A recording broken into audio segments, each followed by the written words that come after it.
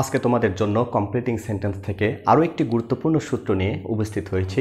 তোমরা যারা এই মুহূর্তে 9, 10 বা এসএসসি, এইচএসসি পরীক্ষা দেওয়ার জন্য চূড়ান্তভাবে প্রস্তুতি নিচ্ছ, তাদের জন্য আজকের এই কমপ্লিটিং সেন্টেন্সের রুলগুলো খুবই গুরুত্বপূর্ণ।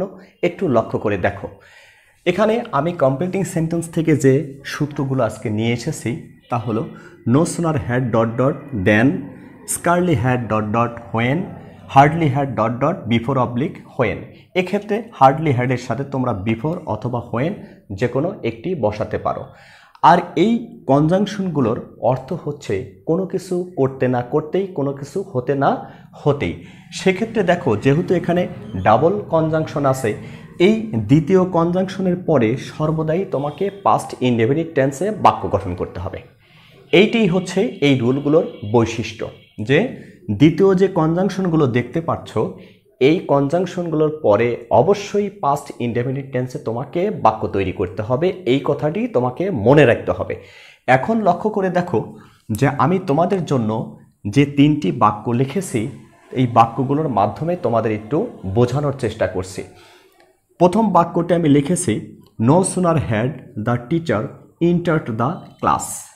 এইখানে একটা কথা মনে রাখবে যে প্রথম কনজাংশনের পরে দ্বিতীয় কনজাংশনটি যদি বাক্যের শেষে না থাকে, সেক্ষেত্রে তোমাকে আগে কনজাংশনটি লিখে নিতে হবে।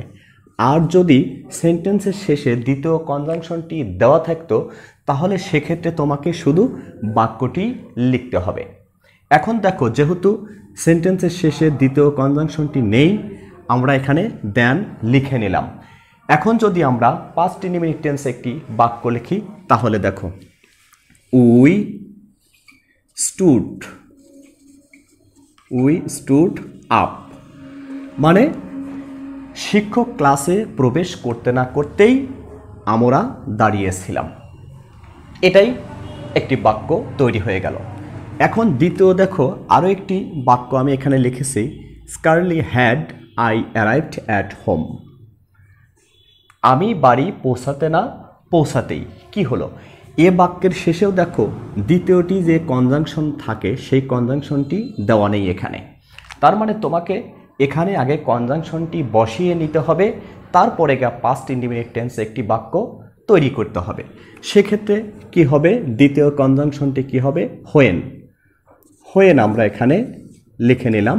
তারপর একটি বাক্য লিখব পাস্ট ইনডেফিনিট টেন্সে, হি ওয়েন্ট। তাহলে কত সুন্দর এবং সহজভাবে পাস্ট ইনডেফিনিট টেন্স তৈরি হয়ে গেল এবং ইনকমপ্লিট সেন্টেন্সটি কমপ্লিটও হয়ে গেল। এখন দেখো, তৃতীয় যে সেন্টেন্সটি আমি লিখেছি তা হলো hardly had the thief seen the police. এ সেন্টেন্সের শেষেও দেখো দ্বিতীয় কনজাংশনটি নেই, তাহলে তোমাকে আগে দ্বিতীয় কনজাংশনটি লিখে নিতে হবে, বিফোর অথবা হোয়েন, যে কোনো একটি লিখলেই হবে। তাহলে কনজাংশনটি লেখা হয়ে গেল। আর যদি কনজাংশন বাক্যের শেষে দেওয়াই থাকে, তাহলে কিন্তু তোমাকে আর কনজাংশন লিখতে হবে না, সরাসরি পাস্ট ইনডেফিনিট টেন্স দিয়ে একটি বাক্য লিখতে হবে। তাহলে কনজাংশনটি আমরা লিখে নিলাম। এখন একটি পাস্ট ইনডেফিনিট টেন্সে সেন্টেন্স লিখব, যেমন হি র্যান এওয়ে। একদম সহজভাবেই সেন্টেন্সগুলো কিন্তু তৈরি হয়ে গেল।